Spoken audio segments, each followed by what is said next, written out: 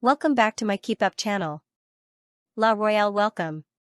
Charles is greeted with shouts of king from Paris balconies while walking through streets with Macron as pair exchange gifts and share jokes before holding talks at the Elysee Palace ahead of lavish dinner to mark state visit. Charles was greeted with shouts of king from Paris balconies as he and Queen Camilla received a rapturous welcome for the start of their 3-day state visit to France.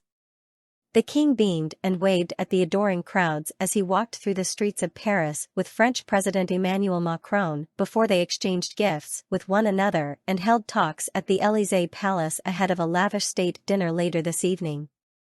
Charles and Camilla arrived shortly before 2 p.m. on a private chartered flight from Farnborough, traveling on what is dubbed the Baby Voyager Airbus plane to Paris-Orly Airport, where they were officially welcomed by the French Prime Minister, Elisabeth Borne, on behalf of President Macron and the French government. They were also received by Foreign Secretary James Cleverly, the UK's ambassador to France Dame Mena Rawlings, and the French ambassador to the UK, Hélène Trihu-Duchesne. Camilla was a pop of colour in an elegant dusky pink wool crepe coat dress by Fiona Clare, and a pink beret-shaped hat by milliner Philip Tracy, which she held on to tightly due to blustery conditions as they walked along a red carpet, brushed to perfection earlier. The royals were then whisked off in the state Bentley to the Arc de Triomphe, where they were greeted by the President Macron, 45, and his wife Brigitte, 70, for a ceremony of remembrance and wreath-laying at the iconic monument. The president gave a small bow to the king and queen, while Brigitte Macron, more businesslike than Camilla in a navy jacket and short blue skirt with heels, gave Camilla a friendly kiss on each cheek. President Macron was then seen chuckling with the Queen as she repeatedly tried to keep her hat in place. President Macron and his wife, Madame Macron, greeted their guests warmly, having posted a glowing video tribute to the British monarch showing Charles in France over the decades on their social media outlets earlier. It read, "You visited as a prince, you return as a king. Your Majesty, welcome." As the king and president laid the wreath as both nations' air forces conducted a magnificent fly-past, soaring over the famous Parisian landmark. As part of the ceremony, Charles was invited by the president to symbolically light the monument's eternal flame, which burns in memory of those who died in the First and Second World Wars. The king will have a meeting with the president before attending the black tie event at the Palace of Versailles, where he and Queen Camilla will be joined by Sir Mick Jagger. A military band played the national anthems of Britain and France before His Majesty was escorted by the president to inspect the soldiers, consisting of the regimental band of the Garde Républicaine, the French Colour Part and the Tri-Service Guard of Honour. Meanwhile, the Queen chatted enthusiastically with Madame Macron. After the guard inspection, the king and President Macron made their way to the plateau, the centerpiece of the Arc de Triomphe, where they stopped at the tomb of the unknown soldier. Both men bowed in silence in front of the eternal flame under the war memorial, before together laying a wreath in tribute to those who perished in the First and Second World Wars. Nestled in the floral arrangement of white and red roses, the king placed a handwritten card with, "In everlasting remembrance," written in English and French. After the lighting, the bugle call aux morts, the French equivalent of the last post, meaning to the dead, was sounded and followed by a minute's silence. The British national anthem was followed by the French national anthem, La Marseillaise, as a stunning flypast of the Patrouille de France and the red arrows roared above the Champs-Élysées. The Arc was the location for the ceremonial arrival of Queen Elizabeth II for Her Majesty's final state visit to France in 2014. The president of the Flame Committee then invited Charles and Camilla to sign the Livre d'Or or the Golden Book, to mark their visit. Their Majesties, accompanied by the President and Madame Macron, then left in a waiting car to be driven down the Champs-Élysées toward the Elysee Palace, escorted by 2 squadrons of the Mounted Regiment of the Garde Républicaine. The king presented President Macron with a photography album containing images of the two of them. Charles, 74, also gave Mr. Macron a complete edition of French author Voltaire's writings as they met at the Elysee Palace. The complete edition included Voltaire's Lettres sur les Anglais, otherwise known as Lettres philosophiques. The works have been edited by Professor Nicolas Cronk, director of the Voltaire Foundation and a leading UK academic at Oxford University. Having started work in 1968, the complete works, comprising 205 volumes, was only recently finished in April 2022. In return, Mr. Macron gave the king a golden coin from the Monnaie de Paris featuring Charles's portrait. He also gave him a first-edition prize-winning French novel, Romain Gary's novel Les Racines, The Roots of Heaven, which won the Prix Goncourt, France's highest literary award in 1956. The king and Mr. Macron arrived by car at the Elysee together just before 4 p.m., closely followed by the Queen and Brigitte Macron. The foursome exchanged pleasantries as they stood at the end of a red carpet in the courtyard, laughing and joking together. They then made their way up the red carpet, pausing to pose for photographs before Charles and Camilla led the way inside. Mr. Macron appeared particularly animated, joking with the gathered media. Inside, the king and Mr. Macron posed for photographs in the lavishly decorated Salon d'Or, which is used as the president's main office. As they entered the room, Charles jokingly asked if the waiting photographers were always there. The men posed before the French and EU flags before taking their seats for a private discussion.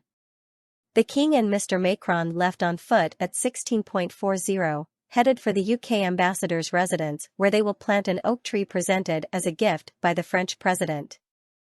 The two men appeared to be in deep conversation as they strolled out of the grounds together. As Charles and Camilla arrived in Paris this afternoon, a major security operation was underway 6 months after they were forced to postpone their trip because of violent protests in the country. Taking to social media to welcome the monarch shortly before his arrival, President Macron shared a video montage of archive footage of the king's previous 34 trips to the country as Prince of Wales. The poignant videos span over decades, some showing a very young Charles while others show him speaking in French, at one point admitting, "I don't practice the French language enough." The president proudly shared the montage, captioning it, "You visited as a prince, you return as a king. Your Majesty, welcome." Charles, 76, and Camilla, 74, will divide their time between Paris and Bordeaux, packing in 21 high-profile engagements in just 3 days. The trip marks Charles's 35th official visit to France and Camilla's 9th. The couple last visited France in 2019, attending a service in Bayeux Cathedral to mark the 75th anniversary of the Normandy landings. Queen Elizabeth II and the Duke of Edinburgh undertook a state visit to France in 2014. Sharing footage of the king being welcomed onto his jet in London this morning, Charles and Camilla said in a joint tweet, "We are so looking forward to joining you in Paris and Bordeaux, as we embark on our first state visit as king and queen to France, a country for which we both have the greatest love and admiration. We will celebrate the special bond between our two countries and all that your wonderful country has to offer. À bientôt France." As part of the Anglo-French Charm Offensive, President Macron will host a state banquet in the Hall of Mirrors at Versailles, while the king will become the first British royal to address the French Senate, speaking in both English and French.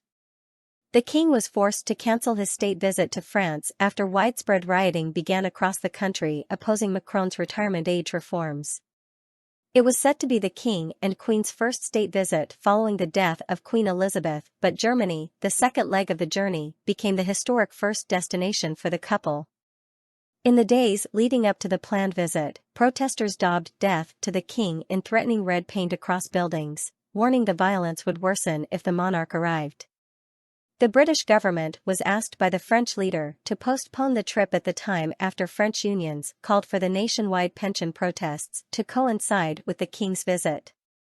As well as chaotic scenes in Paris, Bordeaux's town hall was set alight by protesters just a few days before the monarch's planned arrival. Charles and Camilla are expected to arrive in Paris this afternoon, with the events expected to be largely the same as they were in March.